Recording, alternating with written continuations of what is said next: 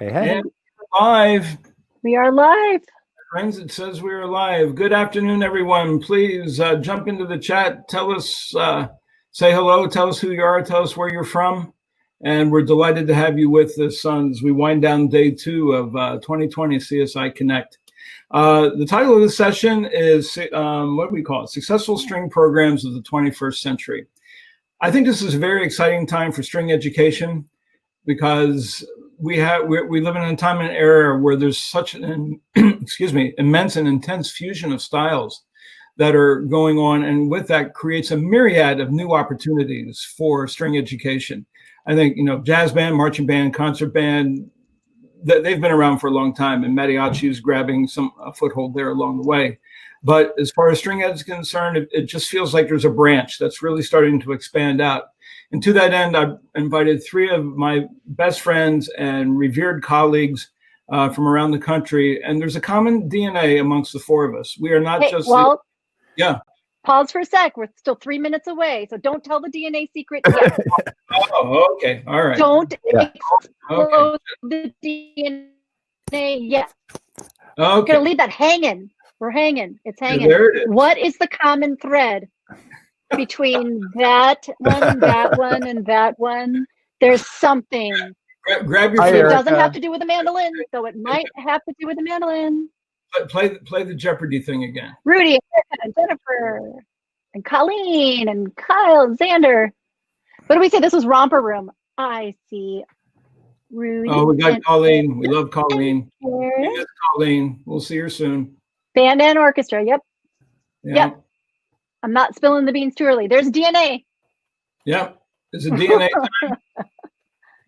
Not yet. DNA time. 2 All minutes. right. Oh, 2 minutes? Okay. Oh, I see the countdown. No, we're 2 minutes in, huh? My clock says 2:57. Yeah, we still have a couple minutes. All right. Uh-oh. You went live a couple minutes early. Susan here, so we got to keep. We got now the pressure is really on. Oh, hi Sue. I can't drop any bad pedagogy here. Okay, That's work cool, on Emily. my vibrato skills here while Yeah. we're. I know the tennis courts in Indiana, PA. Scott, you'd love Emily. She's really growing her program down in Springford School District, right outside of Philly. Awesome. She's doing some great work. She's on her way. Hope to meet you in person sometime, Emily. Wonderful. Yeah, that it is. Since we haven't started yet, I want to know where I can pick up a mandocello. Okay. This is where Laird gets going. Uh-oh. I have within my reach Oh, I don't have my 5-string right my here. new mandocello right there, baby. Oh. So this one is a gold tone, and I did a lot of mandocello research. So this isn't the most expensive one you can get. In fact, what I learned is it's kind of the most economical, decent sounding mandocello for about the price. It was around $1,000, and it also has a pickup system. I'm trying to get it up there. Oh, there we go. It's got an acoustic electric built right in, which is kind of a cool feature. So anyway, I asked my local bluegrass guitar shop to check out mandocellos and help me out, and they got me pointed towards gold tone. So I had one right within hand's reach. Yeah, well, I have a Baroque violin within hand's reach right here. So I have 8 strings together. And there will be a group therapy session with financial analysts at the end here for those of us who have instrument creep. All right. Joining us. We're going to have fun with this thing. I started to say, and I was corrected, I got going a little bit too soon. We're talking about new dimensions of the 21st Century Orchestra program.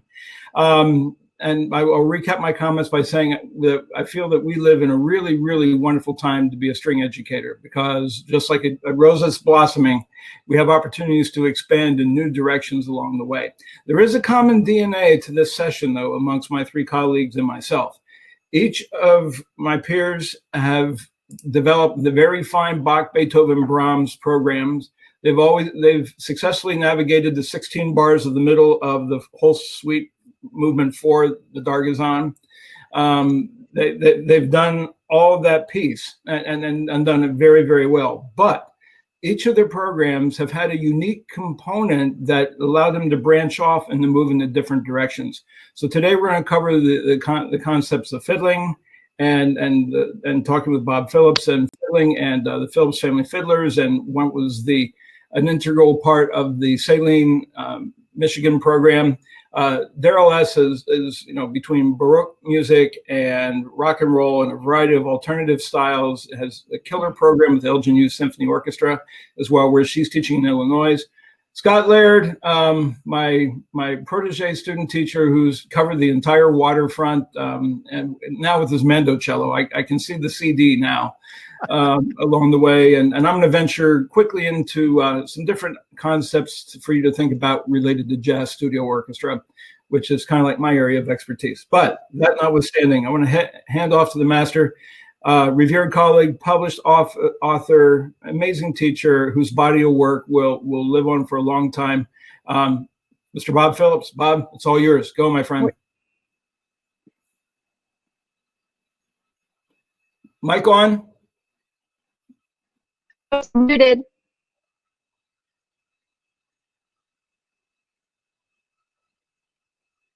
And we're still muted.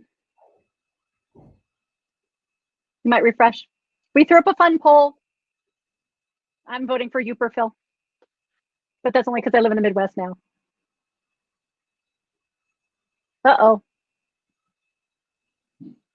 Daphne, can we help? Can you refresh? Rap Phil, K-pop Phil. What, no prog rock around here? Do you guys know Joe Denizen, who's doing the Stratosphere stuff? Bob, you might want to just pull out and get back in. That might get you there. Or refresh your browser on that one particular page. There might also, Bob, be a little red square at the top that says reconnect. I don't know if it's at the top of your screen or not.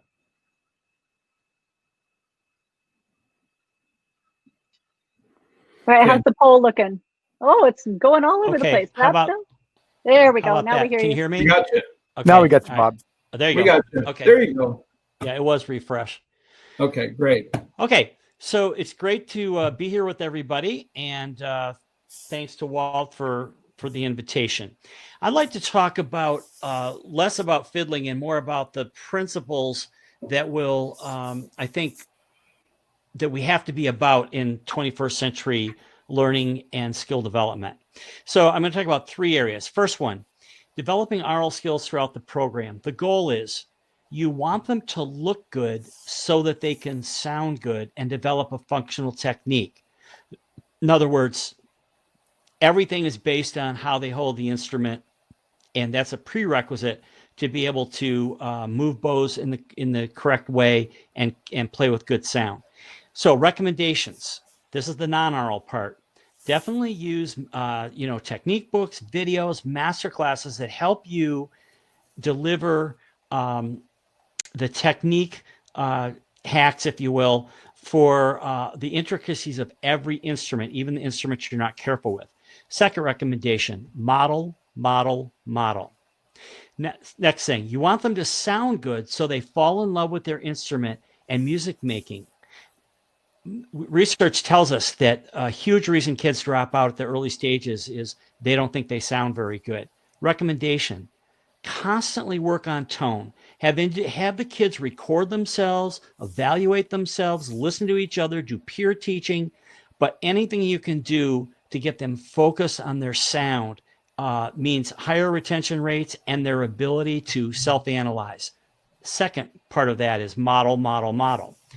You want them to hear well. You want them to be able to audiate so they can access any music they want to and be able to learn it and refine it. I'm not talking about literacy right now, as you can see. That's separate thing in certain musics and not in others. So recommendation, teach orally part of the time and have them learn tunes on their own by ear. Used to do that with my high school orchestras. They had to learn a tune every certain number of weeks on their own, bring it in and play it for me. They had to learn it by ear. Model that behavior. Pick up an instrument, any instrument, sing, it doesn't matter. But model oral learning by teaching orally. Okay, next thing. You want them to hear well so that they can respond to music made by others or with others. That means chamber music sectionals, dividing them into, take a rehearsal, divide everybody into a quintet in your middle school or high school, so that they're interacting with people and using listening skills to get to the outcome. Repertoire genre considerations. The desert island question. If you have 4 concerts a year and play about 4 pieces a concert and you have them for 8 years, that's 96 total pieces from beginning to advanced pieces. So the question is, how do you pick music? If they were going to be on a desert island and they could only have 96 pieces to influence their entire music education, what would they be and why? Recommendation: choose music based on your curriculum and your curricular goals, and coordinate it 5 through 12 so that your repertoire is very, very well considered. What repertoire should they be exposed to and why? Well, first of all, choose music based on the wider world of music. Get out of your comfort zone. Don't just pick things you're comfortable with. The only way they're going to be exposed to different kinds of music is if you have them learn it and play it, whether it be by ear or if you use literacy as the means. You can't introduce them to every composer, style, or genre, but you can give them a smorgasbord of music that piques their interest in the possibilities. Recommendation: help them see the value and expressive qualities in all kinds of music, not just one type that, some of us were taught at young ages, but see the value in everything. Creating independent learners and thinkers. Give them the keys to the car so that they can decide where to go the rest of their lives. In other words, avoid the sage on the stage. Spend time in rehearsals asking questions, getting them to think about the music and what the solutions are. In other words, if we always give them the answers, like intonation, if we always tell them if they're sharp or flat, it works great as long as you're willing to go with them the rest of their lives. We've got to empower kids to be self-taught and to be self-learners. You want them to make their own musical decisions. So that's hard in a large ensemble, but that kind of rehearsing, if you rehearse it like chamber music, it's a little bit messier, but wow, do you get really sophisticated kids by taking that approach. Recommendation: rehearse like chamber music. Don't give them the answers. Ask them. So I'm standing there in front, I'm rehearsing, it doesn't matter. Dvorak, Beethoven, Miles Davis, it doesn't matter what it is. What do you think how do you think this phrase should go? What are the solutions to, what do you think about the dynamics here? What do you think? And get their opinions and get them to help make the musical decisions. I often wound up conducting a piece, not with my interpretation, but with a group interpretation. Not necessarily what I would have done, but they really believed in where we were going. You want them to be able to arrange music for any setting they wish to play in. So teach them to arrange music. Teach them how to just put 2 instruments together, 3 instruments, 4. And a recommendation is have them arrange 8 bars of something so that and that they like for any combination of instruments or voices that they would like to try it with. Give them the freedom to be able to create their own music with their friends, with relatives, whatever. You want them to be able to compose and create their own music in whatever style that is. So recommendation: have them compose a new ending to a phrase in any piece you're working on it. Dot, dot, dot, dot, dot, dot, dot, dot, dot. Now write the next 4 bars and let them figure out what they would do. Might be different than what Mozart did. Doesn't mean Mozart's decision was better. It was just different. So teach them to compose and create as part of every year, as part of every semester. Empower them to understand what it's like to be a creator. You also want them to be able to improvise music and be comfortable in spontaneous music making. Recommendation: pick any one of a number of resources to start and develop improvisational skills. It can be done with classical music. It can be done with jazz. It can be done with hip hop. It can be done with all kinds of genres, but get them to the point where they can spontaneously make musical decisions, both rhythmically and tonally. The bottom line of this whole thing I'm talking about is, as Joe Maddie said, less teaching and more learning. Less teaching and more learning is what we need. The second part of this is, bottom line, make yourself unnecessary. My goal is I want my kids to be able to walk across the stage and I am completely unnecessary to their continuation in music and their musical development, that they can take charge of their own music making and learning and take it whatever direction they would like to do. And the last part is empower kids. Empower, empower, empower. The more we can get kids to make decisions and to get excited about the creative process, the longer they will play the rest of their lives, because it's not just, we don't want to create musical typists. That's what we've done for a lot of years and a lot of programs. We create incredible musical typists. They can look at lines and dots, they can decode them, and as long as we tell them when they're in and out of tune and when to crescendo and decrescendo, they can play beautifully. But I want them to be creative. You might have a little less time. This kind of teaching is a little messier. You're not going to get as far in as many rep pieces as you might the other way, but you're going to have kids that are much more excited about music and have a program that thrives because of that. Thank you for your attention. Now, I'd like to hand it off to the amazing and effervescent Daryl Silberman.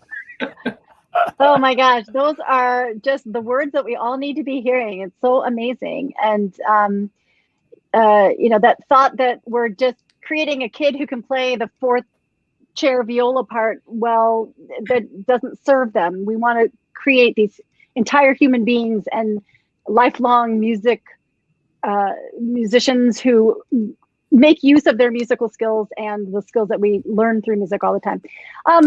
Having watched Sue's presentation and Scott's presentation earlier, my little portion of this, can we move the slide one forward? No, I gotcha. Can you do it?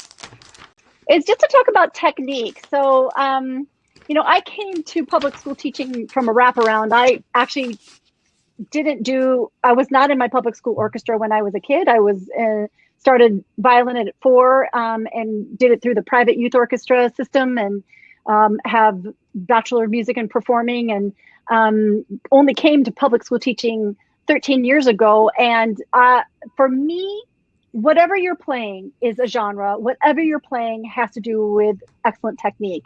If you want, we used to think about the difference between alternative styles, now called eclectic styles, and classical, but saying that classical is just one thing is nothing. How do you teach them Baroque styling versus classical styling versus romantic era? And if they're going to play pops tunes, and you're mushing all these different genres together, and the core of it has to be, they have to be able to play well. And Bob just said it. He just said they have to know how to hold it right. They have to play it well. And we have to model that. And Sue was talking about doing these scales and having that be part of your warm up. And Scott Laird was talking about ritualistic warming up and working on finger patterns. And that is the stuff that's the most important.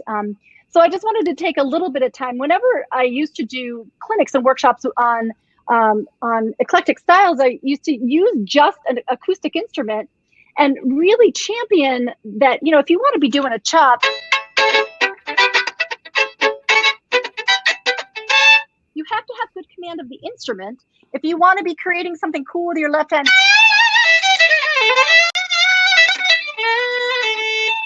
you have to be holding that instrument right, and you have to be able to play it in tune, because how can you detune a note if you don't know when it's in tune to begin with? And so I used to do my workshops. I'm married to someone who used to be in the Turtle Island String Quartet, and I used to go around sort of interpreting what these amazing players were doing on their instruments, and we would break it into left hand and right hand. Here are the left hand techniques that people do to make something sound like rock and roll, or to improvise in a jazz style, or to create chops, or to create rhythmic now Tracy Silverman and started a whole thing with the groove concept of bowing, and then you have kids who run off and get electric instruments and go to Mark Wood's programs, and Mike Block with his cello strap. You have all these people trying these amazing things, but we have to champion excellent technique. So I'm going to publish this quick poll here to ask you how you're doing with technique in your own classroom, and then I'm going to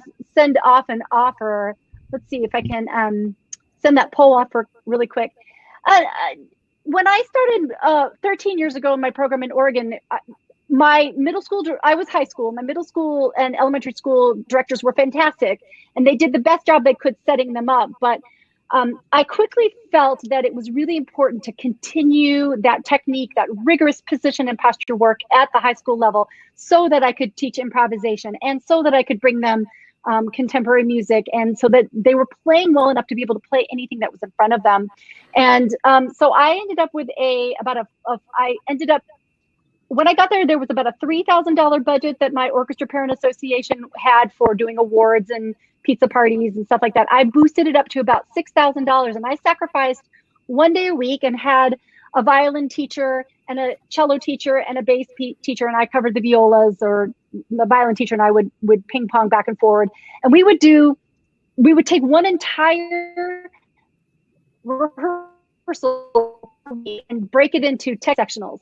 And I'm so thankful that I did that, because even though I lost a day of rehearsal for the ensemble, that my kids played well. So when I went to state competition, and it started with a Baroque movement, and then I moved it into something classical, and then the middle movement might be something contemporary, and then the final movement was something romantic. They weren't just playing the notes on the page that represented those different styles, but their technique was representing those different styles. So sounds like we've got some, I'm going to end that poll. I'm not sure if you see the results of that or not, but it sounds like a lot of people are feeling like they know how to do this themselves. I encourage you to use excellent resources. Find that method book that works well. Essential Elements, Sound Innovations, Essential Musicianship for Strings, String Player's Guide to the Orchestra. Model those position postures yourself. My students know that I run the warm-ups with them. Every year with my freshmen in the second quarter, we're starting to do our, my ninth graders come to me, some of them not having done any vibrato, and I have all these exercises. I do them with them, and invariably by the fourth week of me doing those vibrato exercises, my own fourth finger vibrato gets better and better. And if I don't do those every day, just like we used to, remember when we used to practice in a practice room, some of us, right? When I do that every day, my own personal technique gets better and better. So I'm here to just champion that concept that whatever you're doing with your kids, make sure they're playing with really, really excellent positions and postures. I'm going to toss up a quick poll, an offer here that just has with a couple of those ideas, and hopefully you've got that in here. Applause, very true. And seen. Okay, and I'm gonna kick it now to the fabulous Walt Straiton. Oh, you're muted, Walt. There we go. All right. Thanks, Daryl. And again, just it's fun being around master teachers. I'm going to do a little bit of a left turn, and as through clinics and guest conducting and things like that. My personal passion and research has been in the area of jazz studio orchestra. That comes honestly from a background of being a saxophonist and a not so good violinist, but gave me opportunity to play in orchestras and bands and jazz band, and my love kind of for music fermented between, or was coalesced between all three genres. With that, we know that that's an emerging and separate vocabulary that sometimes can be really, really intimidating. And oftentimes the pedagogical approaches through improvisation and from the ground up, I've kind of always tried to approach it backward from the ensemble first and then cultivate the improvisation element before. So in that regard, I want to share 3 quick videos that is really just designed to whet people's appetites.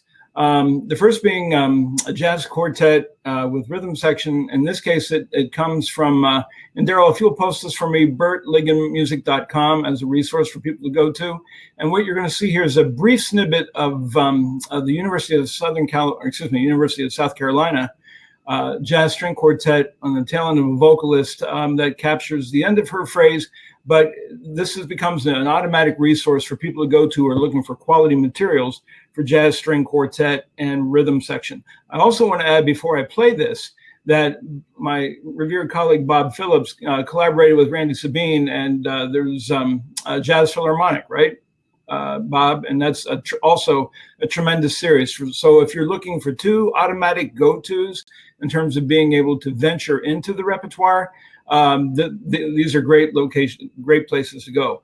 Part of the unique DNA of Bert's music is that there are open solo sections, but also has some transcribed solos in the middle that just for someone who needs to read but wants to experience the style can do that. So we're just going to play a jazz string quartet, and you'll catch part of their backgrounds and then also some improvisation. Here we go.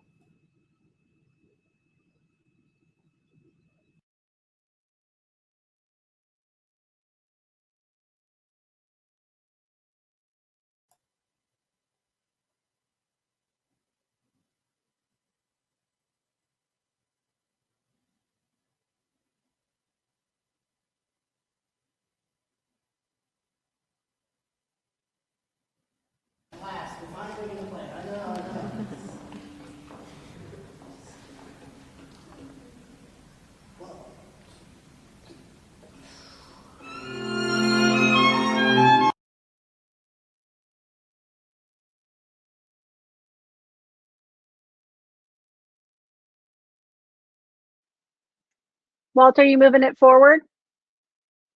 Oh, you're muted.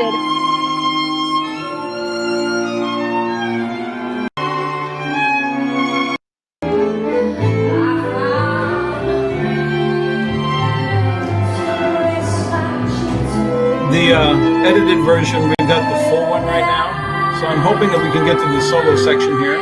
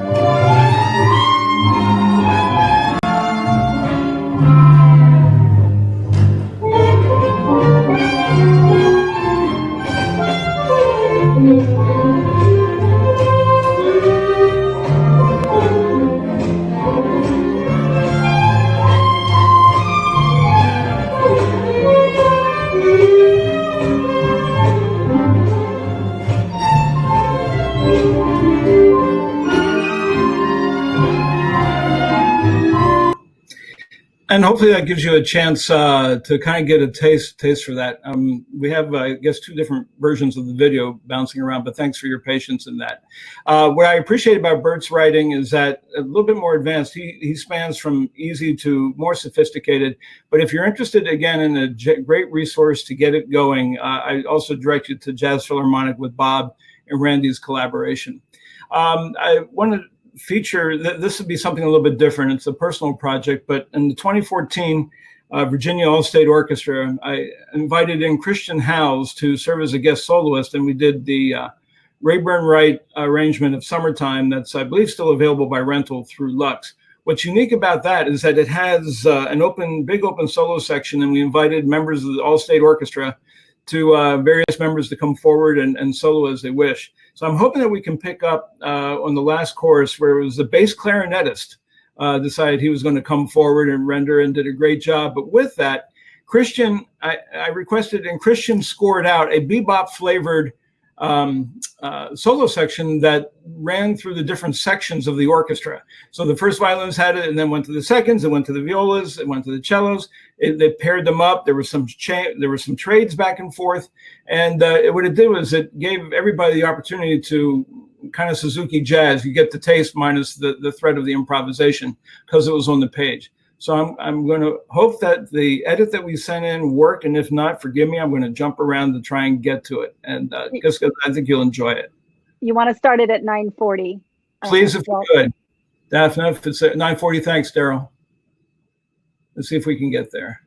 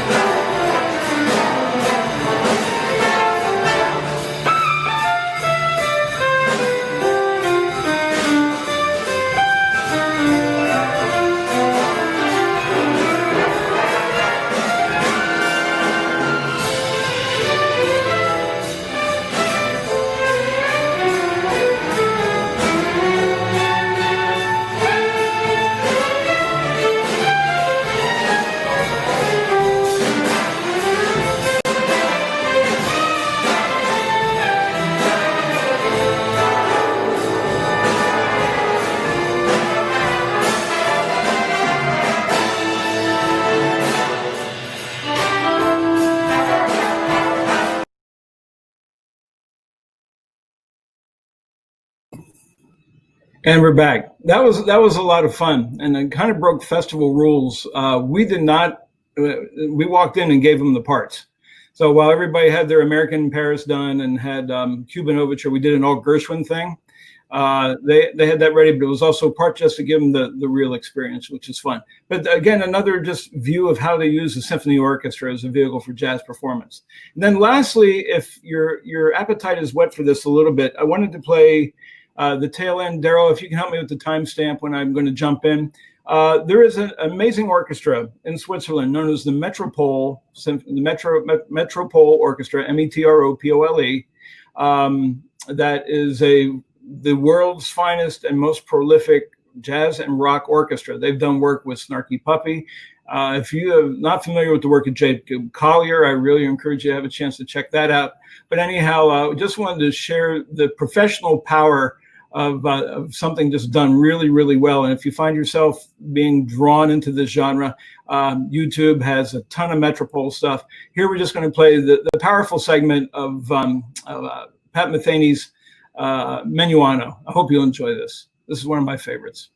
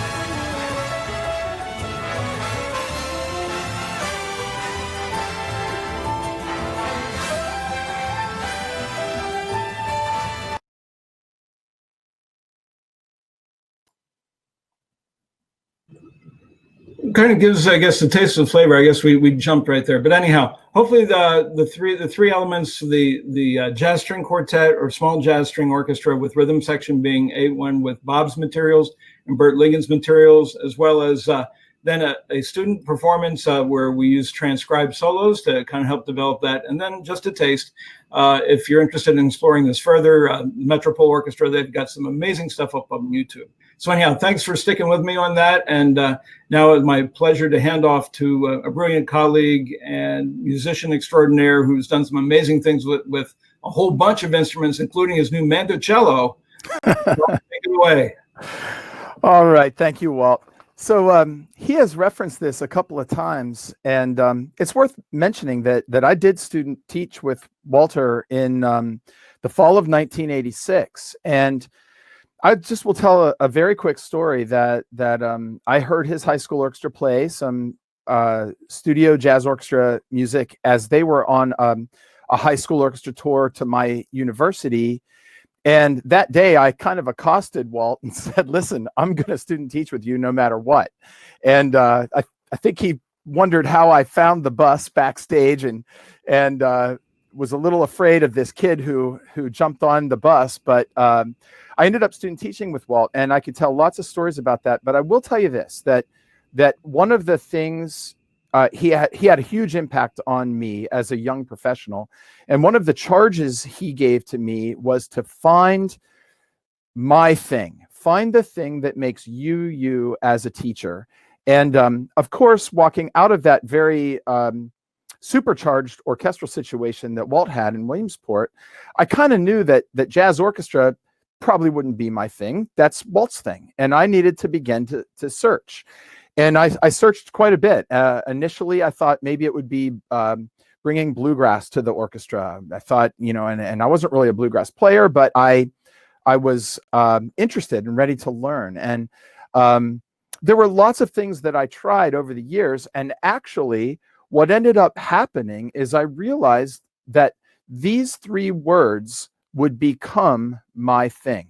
And so I want to talk about each of these words a little bit and how they really have been formative in my career and the development of my students over the years. Because I think the things that I grew to believe in and to embrace as I look back. So let's start with that word collaborative. I would say that I've been fortunate to have people around me that have allowed me to be collaborative from the very beginning of my career. And over the years, I've continually sought opportunities to collaborate with other ensembles, with colleagues, other teachers outside of my own system, artists, other disciplines within my school, and other viewpoints. This started for me in my very first teaching position was in Palmyra, Pennsylvania, near Hershey, where we had an authors and artists series. And you won't believe this, but in 1987 to 1990, our authors and artists series brought in young groups like an early Turtle Island String Quartet, an early modern mandolin quartet with Mike Marshall, an early Bela Fleck and the Flecktones. And I got to rub elbows with these folks from the very beginning of my career and developed collaborations, particularly with the modern mandolin quartet through that series. I was just lucky. It just happened to be in the town where I found myself. And then I kind of made collaborative work a big part of my life from then on, because I realized that it worked for my students. It was sort of the beginning of a notion that if something gets me excited, it will probably get my students excited. And I started seeing that with bluegrass music in those years. I started seeing it with Mike Marshall and the modern mandolin quartet. And then that just extended to all kinds of different areas. So I would just encourage all of you to seek out ways and areas to collaborate. And that's manifested right up to this day at the School of Science and Math, where I work with scientists and mathematicians every day. Second word there is eclectic. And this also kind of goes back to my work with Walt as a student teacher, but probably actually before that. As a young kid, as a violinist, a Suzuki trained kid, I went to middle school and there was a bass there at the middle school, a Fender precision bass guitar that I started playing as a 7th grader. And I loved rock music. I loved learning new styles of music. And of course, today we all are talking about being eclectic, but back in the 80s, I don't know that that was so much part of the scene in such a big way. But I did learn quickly that for me, Western classical music is sort of the hub of the wheel in my classroom. We do Mendelssohn, Bach, Beethoven, you name it. But then from that hub of the wheel, I feel that there are all kinds of spokes that need to be coming out from the wheel to, in fact, make it a wheel on a daily basis. So I encourage my students to accept the challenges of new ideas, other ideas, various priorities musically, other styles, other approaches, not just my style and my approach. This provides just a multitude of opportunities for kids to move forward with their music making and interest in music long after leaving, a traditional orchestral program. So being eclectic has been important to me. As a performer, I had some students that were playing thrash metal music in the late 80s, and they asked me to record with them. The name of the band was Believer, and I did a number of records with Believer, and it sort of gave me a platform. I was known as the metal violinist for the late 80s and early 90s because I had some students and I followed their lead and just knew that I was going to be an eclectic musician. Yeah. So eclectic. And I would just encourage everybody to find ways, even if it's uncomfortable, find ways to be eclectic and embrace an eclectic approach. And then finally, being functional to me really goes to Daryl's thoughts and Bob's thoughts in that if you can really help your students develop a strong understanding of harmony, a strong understanding of technique, and develop a strong technique, strong ear training, as Bob talked about, these are the foundational functional skills that lead to opportunities in improvisation, that lead to opportunities in being eclectic, in being collaborative, and being able to work with others. I talk all the time about functional improvisation, which is a little different than jazz improv or, some other or bluegrass improvisation. It's really being able to step into a situation, maybe at a church or in a rock band or in a classical setting where some playing off the page needs to be done. And I think that real strong foundation in harmony, I would call it music theory, but really in the end, it's really understanding harmony, chord progressions, is really important. And it's important to share that with your students right from the very beginning. Guys, I do have an offer that I'll share with you as well that is not much more than an outline of the things that I was trying to get at today. And then there are a few links to videos of different orchestras that I've led over the years doing some of these things that I think make it the programs that I've run, in fact, 21st century programs, and have really led to lots of opportunities for my students, lots of success for my students, and in the end, lots of amazing music making opportunities for me as well. And that's the big part of it is to be able to express, all of us, to express our love of music as musicians and to share that with our students and allow them to express it as well. So I really appreciate the time to share some of my thoughts. And now I would say it would be a great time for us to just open up for questions for any of us. And what else can we share with you? Thanks, Shaina. You were talking about the DNA that connects. I was just thinking about how many different connections there are between all of us. If you think about it, that may or may not be the topic of conversation, but, Scott, you used to do clinics. You used to go run around the country working with Zeta violins, right? You were showing everyone how to do these amazing, right? Yeah, that's where Daryl and I first met, and right, and many conferences we were giving clinics back to back on many opportunities. Yes, and absolutely. Bob, you and I wrote a book, Rock Philharmonic, part of your Philharmonic series. It's not the K-pop. Which one won that poll? Was it the K-pop one or I think the Rap Philharmonic one? Are we going to work on that one next, Bob? He's muted. No, Unmute. I guess. Yeah. no, Okay. no rap Philharmonic for you. You're out of biz. You're retiring. I got a really good guy to do it with. Great string teacher here that's a tremendous rapper and DJ, but Awesome. so I could do it actually. But you know, that falls under the heading to go back to what Scott said, and I think maybe that's the big two takeaways. First of all, thank you guys.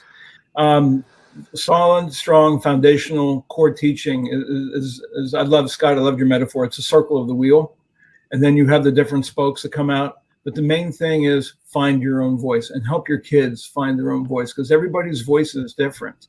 And we have the good news is that we have great news is that we have a common language, and that language is music, well performed, but that, you know, it can be shared in any number of different ways. And I can't think of finer people who have done this with. Ladies and gentlemen, thank you so much for being with us here. It's been a great. Is this the last string section? No, we got Scott. No. You go from the frying pan into the fire, man. You're next. Let me Stick around for Scott. let me give a little advertisement here, and I just encourage everyone to stop into my session at 5 o'clock, and it's called Bringing STEM Concepts into the String and Orchestra Classroom, and I've been very fortunate over the years to find myself teaching orchestra in STEM schools for 10 years through the 90s at Eleanor Roosevelt High School, which is a science and technology magnet school in an urban setting outside of Washington, D.C. in PG County, represent for PG, and the 301. And from there, I was hired to become the orchestra director, and now I am the fine arts chair at the North Carolina School of Science and Math. So there have been I have nearly 30 years of work where I'm working with students that are focused in on STEM as a sort of quote major, and I'm going to share some of the things that I've learned over the years and maybe some new things as well. So ways that you can bring some of these ideas into your own orchestra, and perhaps also advocate with your administration for the importance of the arts. And I think there's a lot of opportunity here for us to use STEM education and how orchestral education and music education broadly is in fact STEM education. So I hope to see you in about 15 minutes in that room. Thanks, everyone. And we'll see you soon. Take good care. Thanks for coming. Thanks, everybody.